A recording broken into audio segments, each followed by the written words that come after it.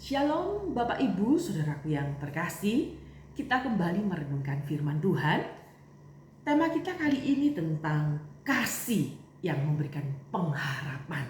Di tengah dunia yang penuh ketidakpastian tentunya, sulit sekali kita berharap sesuatu yang lebih baik. Tapi firman Tuhan datang hari ini, kasih yang memberikan harapan. Meskipun kehidupan kita sekarang dalam keadaan yang tidak nyaman.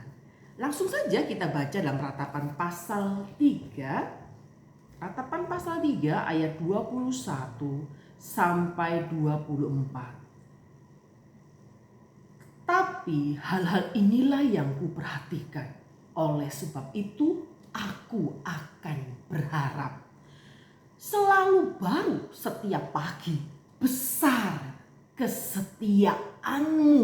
Di sini Tuhan adalah bagianku, kata jiwaku, oleh sebab itu aku berharap kepadanya. Tuhan adalah baik bagi orang yang berharap kepadanya, bagi jiwa yang mencari Dia. Terpujilah nama Tuhan.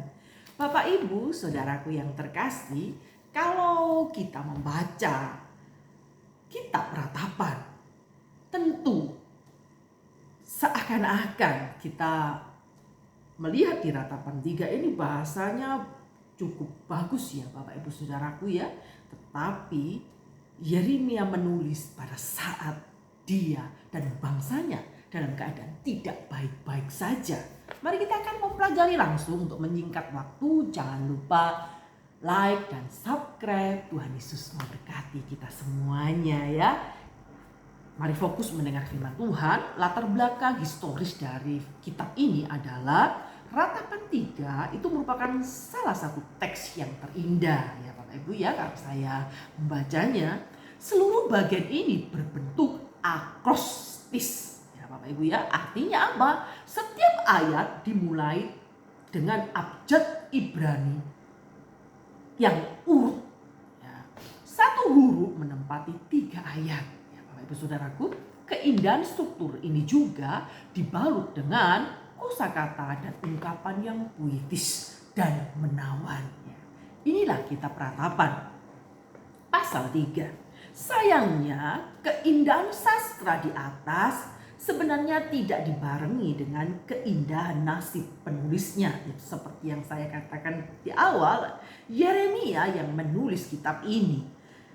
Keindahan sastra yang dia tulis itu tidak dibarengi dengan keindahan nasib Yeremia saat itu Bapak Ibu Saudaraku. Maupun bangsa Yehuda. Puisi yang begitu indah justru ditulis di tengah keterpurukan Yeremia dan bangsa Yehuda kala itu. Puisi ini muncul sebagai respon terhadap pembuangan bangsa Yehuda ke Babel saat itu. Ingat ya Bapak Ibu Saudaraku ya, tentang peristiwa pembuangan di Babel. Seorang pribadi ya, secara pribadi kalau saya menyikapinya, menulis sesuatu yang puitis itu biasanya dalam keadaan mereka bahagia, jatuh cinta, atau mungkin dalam keadaan hati atau moodnya lagi baik, gitu ya Bapak Ibu Saudaraku ya. Tetapi kitab ini ditulis saat dalam penderitaan. Yeremia menulisnya. Secara pribadi, situasi ini sangat berat bagi Yeremia tentunya Bapak Ibu Saudaraku ya. Di Ratapan 3 ayat 1 sampai 19 kalau Bapak Ibu Saudaraku membacanya dengan detail, bertahun-tahun ia memberitakan kebenaran dan peringatan ilahi, tetapi tidak ada respon positif dari bangsa Yehuda. Ya Bapak Ibu Saudaraku, Yeremia ini dipanggil Tuhan untuk memberitakan firman Tuhan itu sejak dia muda. Tapi sampai tua, sampai pelayanannya selesai, bangsa Yehuda tidak pernah mendengarkan firman Allah. Jadi hatinya merasa kecewa. Mungkin kurang lebih seperti itu ya Bapak Ibu Saudaraku ya. Misalnya saya sebagai guru, saya mendidik anak saya, murid-murid saya selama setahun mungkin ya Bapak Ibu Saudaraku. tidak ada perkembangan. Ya, kecewa atau enggak? Kecewa. Kalau stagnan gini sih kecewanya nggak seberapa, tapi kok sudah diajar tambah turun, itu kecewanya setengah mati, double. Ya, sebagai pengajar itu inginnya siswanya itu dari tidak tahu menjadi tahu, tambah pintar. Begitu ya Bapak Ibu Saudaraku ya. Secara pribadi situasi yang dialami Yeremia saya sedikit tahu ya Bapak Ibu ya, karena saya juga mengalami. Jadi mengajar seseorang inginnya sih yang diajar semakin mengerti, tetapi justru semakin terpuruk. Nah, inilah beban mental bagi Yeremia saat itu. Bertahun-tahun ia memberitakan kebenaran dan peringatan ilahi, tetapi tidak ada respon positif dari bangsa Yehuda. Bandel. Ya, bangsa Yehuda begitu tegar tengkuk, mereka tidak peduli terhadap respon dari panggilan ilahi. Mereka bahkan menentang dan menganiaya Yeremia saat itu.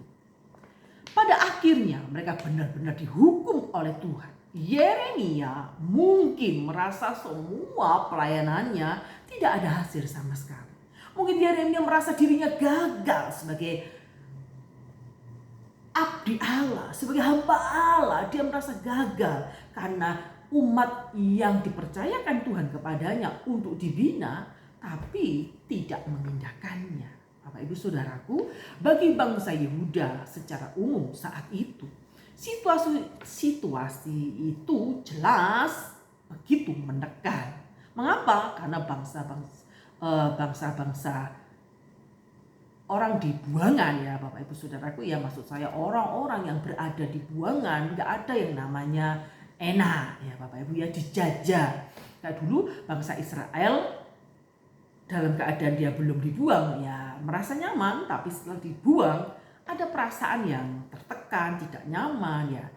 Itu semua resiko yang harus diambil karena dia mengeraskan hati terhadap panggilan Tuhan. Orang-orang Yehuda yang masih tersisa di tanah perjanjian menghadapi kelaparan yang hebat.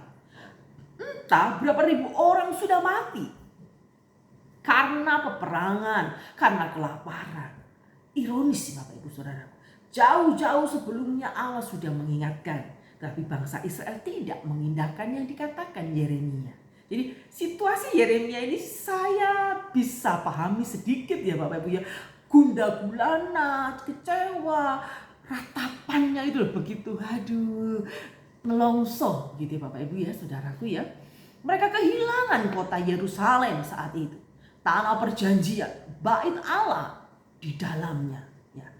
Bangsa Israel merasa kehilangan setelah berada di pembuangan. Ya Bapak Ibu Saudaraku, apa yang mereka banggakan dahulu kala telah hilang. Lenyap sudah semua gemilang dan nama besar Yerusalem. Sunyi senyap tanah perjanjian yang ditinggalkan oleh penduduknya. Musnah sudah keindahan, kemegahan, kekokohan bait Allah. Bagi bangsa Yehuda, kehilangan Yerusalem, tanah perjanjian, bait Allah itu merupakan penderitaan yang tak terlukiskan. Dunia seakan-akan runtuh di depan mereka. Ya, gitu ya Bapak Ibu ya, itu gambaran-gambaran latar belakang ratapan 3 ditulis. Sebagian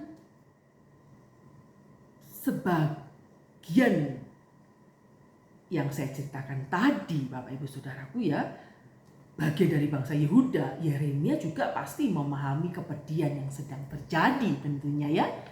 Setiap kali ia mengingat keadaan dirinya dan bangsanya, ia selalu diliputi kesedihan yang mendalam. Celakanya, ia tidak mampu berbuat apa-apa. Ya Bapak Ibu Saudaraku, mengalihkan pikirannya dari semua kemelut tersebut. Ia berkata, jiwaku telah teringat akan hal itu dan tertekan di dalam diriku. Sesuai dengan perkataan Tuhan, situasi ini akan tetap berlangsung selama 70 tahun. Masa yang panjang Bapak Ibu Saudaraku. 70 tahun, masa yang panjang. Sudah lewat masa 70 tahun pembuangan ke Babel. Tuhan baru akan memulihkan keadaan bangsa Yehuda kala itu. Bapak Ibu Saudaraku, kalau kita berada di posisi seperti ini, pasti letih lesu, pasti berbeban berat, ingin menyerah, ingin bunuh diri dan sebagainya. Yang perlu dimiliki anak-anak Tuhan pada masa-masa kesulitan, yang perlu dimiliki anak-anak Tuhan saat menghadapi segala derita adalah cara pandang yang baru dalam menyikapi situasi yang terjadi. Kita tidak bisa tenggelam terhadap kenangan masa yang lalu, tetapi tertekan dengan masa yang sekarang. Kita perlu memiliki cara pandang yang baru. Cara pandang yang baru itu cara pandang yang bagaimana, Bapak Ibu Saudaraku? Situasi hidup mungkin baru berubah sesudah masa yang panjang 70 tahun kemudian. Namun ada satu perubahan yang harus segera terjadi. Apakah itu? Perubahan cara pandang.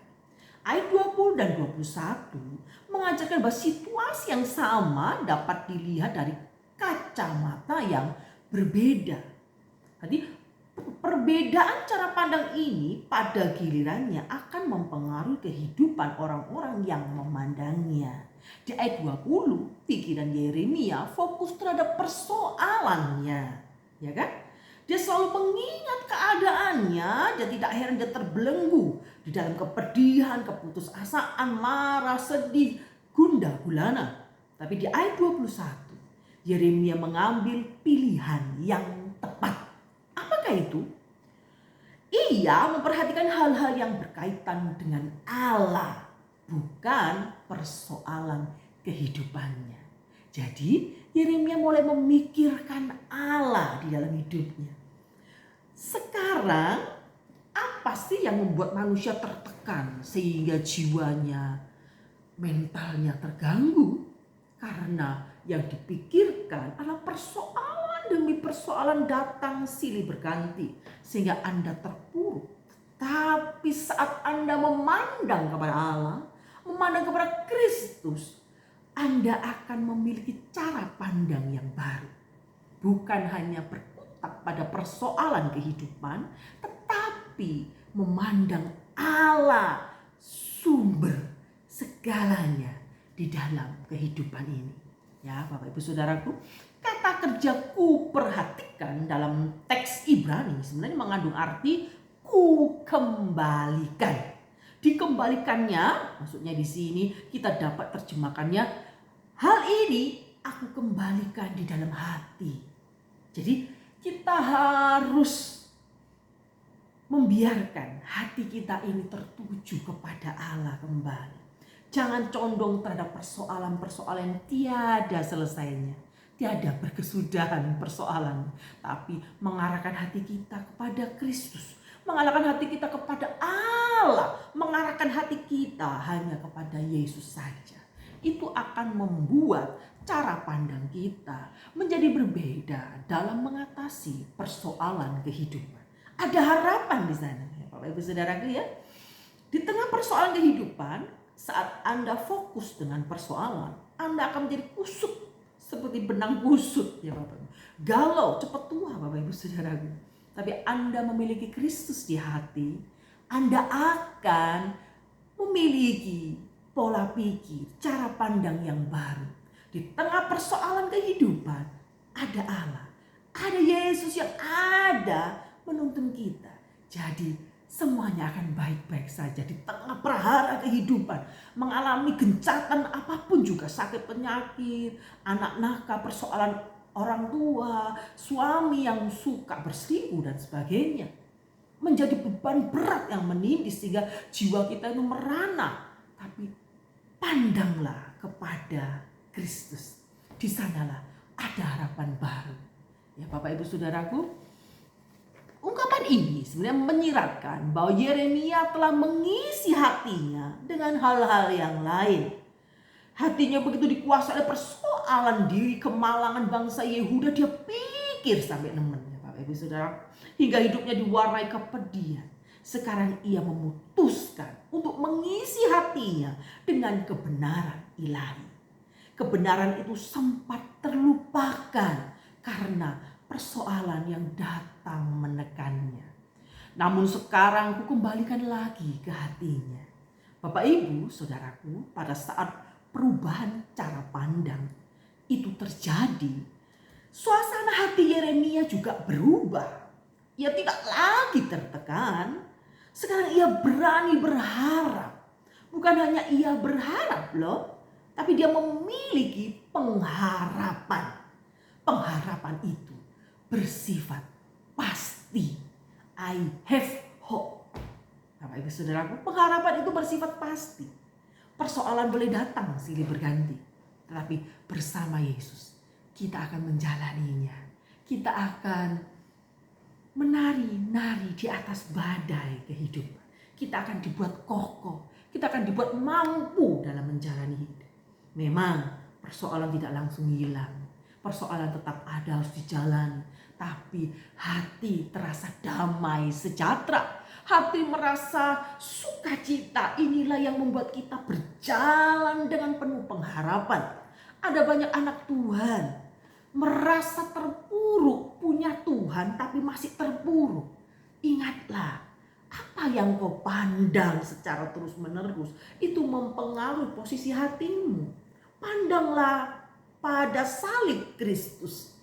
Pada titik salib itu Yesus pernah menderita. Dan kalaupun kita mengalami penderitaan badani, Allah sudah menyiapkan kekuatan kepadamu. Pandanglah pada salib Kristus. Dia menjadi sahabat yang terbaik, menjadi teman untuk berbicara di kala kesedihan terjadi. Jadi hari ini firman Allah memberikan penghiburan. Siapapun Anda di tengah keterpurukan Anda, kegagalan demi kegagalan, sakit penyakit, kesulitan, kekurangan, kelaparan, dan ketidakmampuan mengatasi kemelut kehidupan, kita masih punya Yesus. Cara pandang kita harus seperti Yeremia. Awalnya Yeremia bingung terus tentang persoalan yang ada di belakang, yang ada di depannya. Seakan-akan tidak ada harapan. Waktu yang panjang Allah menghukumnya 70 tahun di dalam pembuangan. Itu masa yang panjang Bapak Ibu Saudara. Di sana apakah Allah meninggalkan Yeremia? Tidak. Allah selalu beserta Yeremia. Saat Yeremia teringat Allah adalah bagiannya, berarti dia kembali hatinya condong kepada Allah. Jadi Allah adalah bagianku. Dan persoalan itu tetap berjalan, tapi Allah ada di hatiku. Sukacita Allah, ratapanku telah diubah menjadi pujian dan nyanyian. Bersyukurlah kepada Tuhan, bersukacitalah. Kamu punya Allah Bapak Ibu Saudaraku. Jangan terlalu bersedih. Bersedih yang berlebihan membuat Anda sakit. Ya Bapak Ibu Saudaraku, cara pandang seperti apa yang membuat kita mampu berharap? Pertama, keadaan kita memang bisa lebih buruk daripada sekarang. Ya, Bapak. Kalau hari ini kamu mengalami kesulitan dan kamu bisa menghadapinya, harusnya kamu bersyukur. Bisa saja keadaannya lebih buruk kan dari ini. Jadi syukuri saja apa yang ada. Berpikir terlalu berlebihan itu membuat pikiran ruwet, malas makan, stres. Stres ini akan memicu banyak penyakit di dalam tubuh kita. Ini merugikan. Anak-anak juga merasa dirugikan karena Anda marah-marah terus ya. Nah, karya Kristus di dalam hidupmu juga terhalang karena Anda selalu fokus pada persoalan. Anda tidak fokus pada karya Kristus yang selalu memberikan kemampuan, kekuatan, dan damai sejahtera. Ingat Bapak Ibu Saudaraku, tak berkesudahan kasih setia Tuhan. Terjemahan ini mengasumsikan bahwa subjek dari kata kerja tak berkesudahan itu adalah kasih setia Tuhan. Nah, jika dilihat dari teks Ibrani yang ada, terjemahan itu sedikit ya meragukan. Subjek dari kata kerja tak berkesudahan itu adalah orang pertama jamaah. Berdasarkan pertimbangan ini, sebagian versi Alkitab lebih memilih terjemahan oleh karena kasih setia Tuhan aku tidak habis. Nah, ini terjemahan yang bagus Bapak Ibu ya. Oleh karena kasih setia Tuhan, kami tidak habis. Oleh karena kasih setia Tuhan, walaupun bisnisku sudah mulai hancur, tapi aku masih bisa makan. Aku masih bersyukur, anak-anakku masih bisa sekolah dan sebagainya. Jadi kasih setia Tuhan yang selalu setiap pagi, yang selalu baru, itulah yang memberikan kekuatan kepada kita. Ya Bapak Ibu Saudaraku, seturut dengan terjemahan terakhir, kita dapat menyimpulkan sebenarnya kehancuran Yerusalem dan bait Allah serta pembuangannya ke Babel itu bukanlah situasi yang terburuk yang bisa dipikirkan oleh bangsa Yehuda saat itu. Tuhan bisa saja menghukum mereka secara lebih hebat atau mungkin memusnahkan mereka sampai anak cicit mereka. Bisa saja kan, tetapi Tuhan tidak melakukannya. Jadi bersyukur di titik itu masih Tuhan pelihara. Di titik itu walaupun Tuhan marah, tapi tidak selamanya Tuhan itu marah. Jadi didikan Tuhan membuat kita semakin kuat di dalam Tuhan.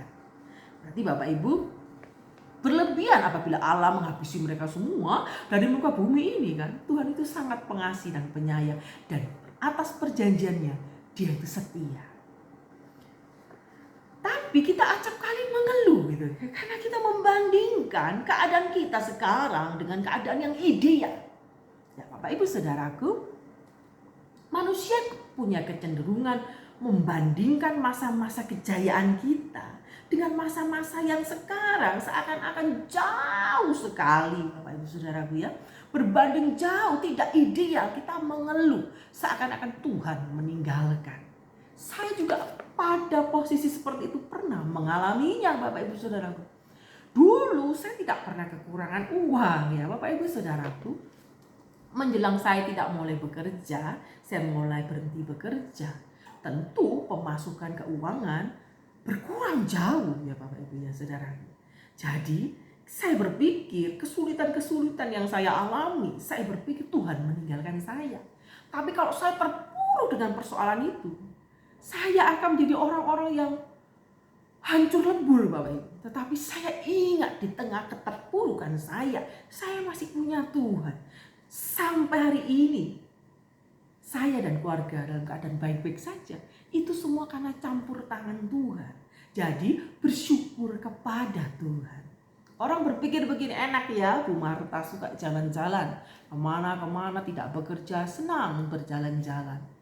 Anda tidak pernah tahu kesulitan saya ya.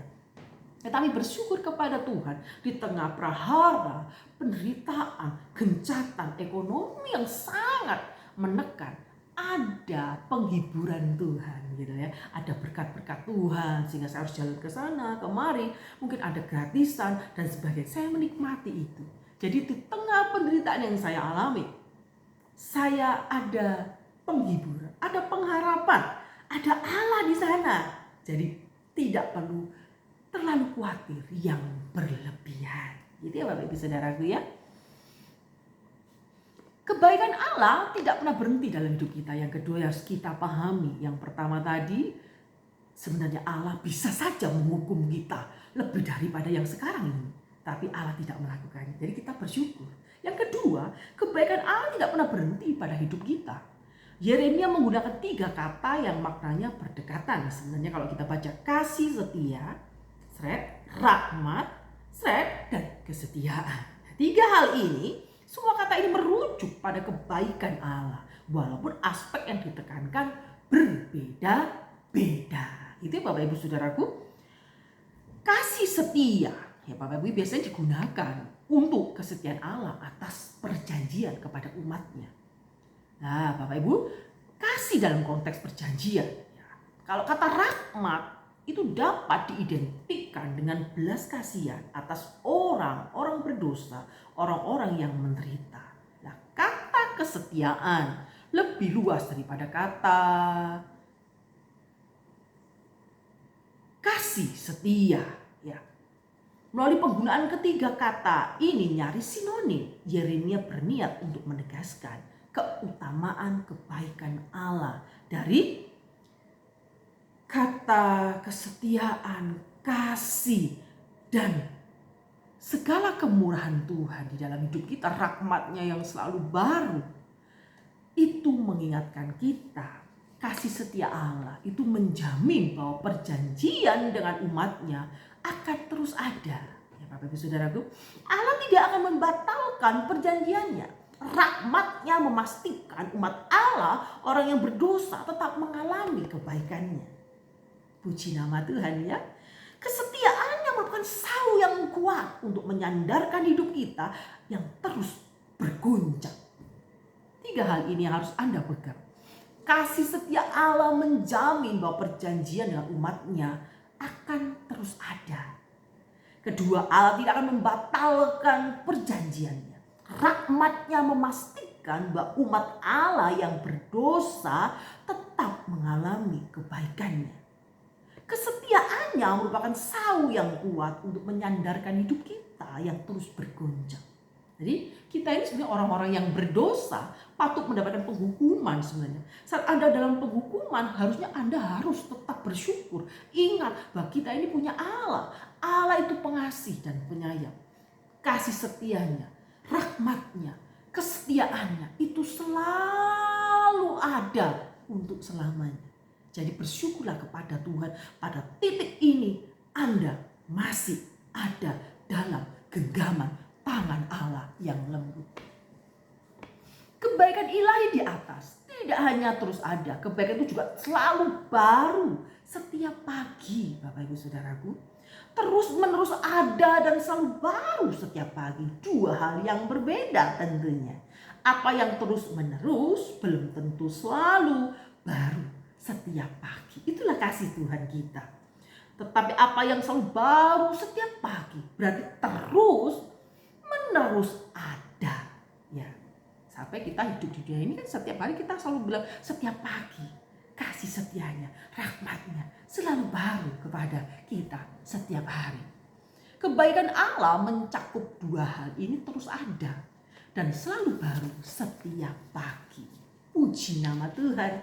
Maka kita jangan terpuruk dengan segala kekhawatiran kita. Kadang-kadang kekhawatiran itu terlalu berlebihan sehingga membuat kesehatan kita menjadi terpuruk. Ya Bapak Ibu ya.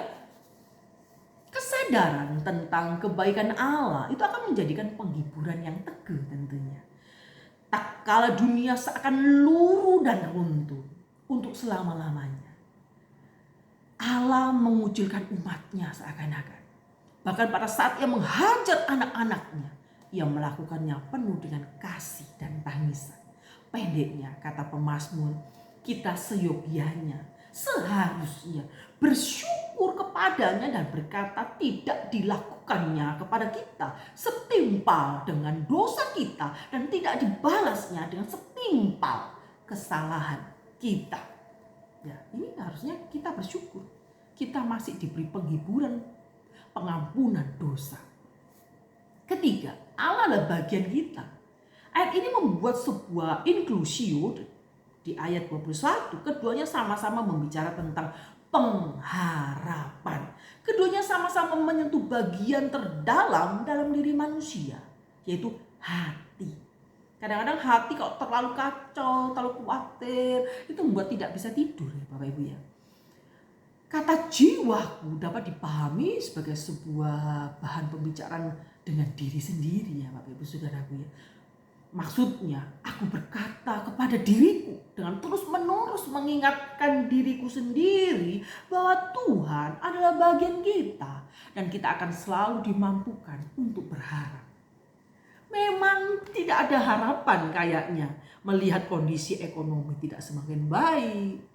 Bapak Ibu ya, saya lihat sekarang di mal-mal banyak yang sepi Bapak Ibu ya. Banyak counter-counter tutup, sepi, gulung tikar. Bahkan ada mall, di dalam mall itu ya seperti Asli Hardware, Giant, ya. Semua tuh pada gulung tikar Bapak Ibu Saudaraku. Ekonomi lagi tidak baik-baik saja. Tetapi di dalam keterpurukan itu jangan berpikir terlalu berlebihan. Bagian kita menyerahkan segala gundah gulana kita kepada Allah. Kita masih punya Tuhan. Kita tetap bergerak, kita tetap bekerja, kita tetap beriman dan berpengharapan. Harapan itu memampukan kita untuk tetap percaya bahwa Yesus adalah penolong yang sejati. Dan dia tidak akan membiarkan umatnya sendirian di tengah penderitaan yang dialaminya. Jangan khawatir Bapak Ibu Saudaraku, Anda menderita, kita semua juga penuh penderitaan dengan berbagai variasi tentunya. Ada yang sibuk dengan sakit penyakit keluar masuk, cuci darah terus sampai uangnya habis. Mungkin anaknya nakal, setiap ujian mabuk-mabukan sehingga tidak lulus, tahun depan ngulang lagi. Itu kesulitan orang tua. Anak sudah dididik tapi sibuk dengan narkobanya, dunia gemerlapannya. Orang tua tidak bisa berkata apa-apanya, bilang pasrah. Ya, Bapak Ibu Saudaraku, pada saat Yeremia mengatakan Tuhan adalah bagiannya, ia sedang membedakan Tuhan dengan semua pemberiannya. Mengapa bisa begitu? Tuhan berbeda dengan berkat-berkatnya, Bapak Ibu. Bagian terbaik itu adalah Tuhan sendiri. Kita harus punya pemikiran, cara pandang. Bagian yang terbaik itu Tuhan sendiri. Yang kedua, bukan pemberiannya. Jadi semakin pemberiannya itu semakin besar, Anda akan sukacitanya besar. Tapi saat pemberian Tuhan itu tidak banyak, Anda akan sulit untuk bersyukur. Dulu, waktu saya bekerja, saya nggak pernah pegang amplop saya ya. Uangnya berapa di sana tebal sekali, saya kasihkan ke suami untuk bayar abunan ini sebagainya ya. Dan hari itu di titik tertentu saya membuka amplop les, itu isinya cuma 200.000 Bapak Ibu. Waktu itu saya meneteskan air mata saya. Saya bilang, Tuhan, 1 bulan cuma dapat 200.000. Saya bilang dengan Tuhan, Tuhan bercandanya terlalu dengan saya. 200.000 ini cukup untuk apa tuh? Tetapi saat saya bersyukur kepada Tuhan, Tuhan cukupkan semuanya, walaupun dengan tertatih-tatih. Tetap gemuk saya Bapak Ibu Saudaraku ya, masih bisa makan, masih bisa jalan-jalan dan sebagainya. Bersyukurlah kepada Tuhan. Jadi bagian kita tetap Tuhan yang terbaik. Jangan membandingkan berkat Tuhan yang lalu dengan berkat yang sekarang. Karena yang kita menjadi acuan itu Tuhan, bukan berkatnya. Kalaupun kita diberi berkat oleh Tuhan, itu anugerah yang harus kita syukuri. Pemberian Tuhan sesuai takaran masing-masing manusia. Jadi kita harus bersyukur, pandai-pandailah menjaga hati. Biar hati kita bersyukur kepada Tuhan sampai titik hari ini. Aku ada semua karena kebaikan Tuhan. Pada saat menuliskan ratapan ini, Yeremia memang tidak memiliki berkat Tuhan apa-apapun. Dia mengalami susah, penderitaan. Tanah perjanjian lenyap, Yerusalem rata dengan tanah. Bait Allah tinggal reruntuhan. Tak kalah semua berkat itu seakan-akan tidak terlihat. Masih ada bagian terbaik kita, adalah Tuhan. Jadi mempunyai Allah saja itu sudah cukup seharusnya. Kita harus punya iman, punya Allah saja sudah cukup. Meskipun dengan mata jasmani kita melihat segala sesuatu tidak cukup. Minyak goreng habis, beras habis, ikan habis, anak nangis, sakit dan sebagainya. Kita mungkin panik. Masuklah ke kamar, berdoalah kepada Tuhan. Pasrahkan hidupmu kepada Tuhan. Dan kalaupun hari ini harus berhenti kehidupan, terjadilah menurut kehendak-Mu. Saya punya pemikiran seperti itu Bapak Ibu Saudara. Saya bilang kesulitan hari ini cukuplah untuk hari ini. Dan kalaupun memang harus tidak bisa terkendali, saya bilang saya serahkan semua kepada Tuhan. Dan hari ini saya tetap baik-baik saja. Bukan karena saya kaya raya, tapi karena anugerah Allah yang memampukan. Pengharapan itu pasti. Punya Yesus itu kepastian Bapak Ibu Saudara. Di tengah zaman yang tidak menentu, Anda punya kepastian. Yaitu Yesus Juru Selamat kita. Dia yang memberikan kepastian hidup. Tetap tinggal tenang dalam hadirat Tuhan. Ya Bapak Ibu Saudaraku, hidup memang kadangkala sukar. Namun kasih sayang Tuhan tidak pernah lekang. Bapak Ibu ya, karena itu bertahanlah dengan tenang dan aman. Dan ia memastikan bahwa pengharapan itu tidak akan hilang. Iman, pengharapan, dan kasih biarlah itu semua ada dalam diri kita, anak-anak Tuhan. Kita akan terjaga di masa-masa yang sulit. Allah menjagai kita senantiasa. Terima kasih sudah mendengar firman Tuhan. Biarlah Tuhan menguatkan kita semua sampai kesudahan zaman. Allah tetap bagian kita. Amin. Puji Tuhan.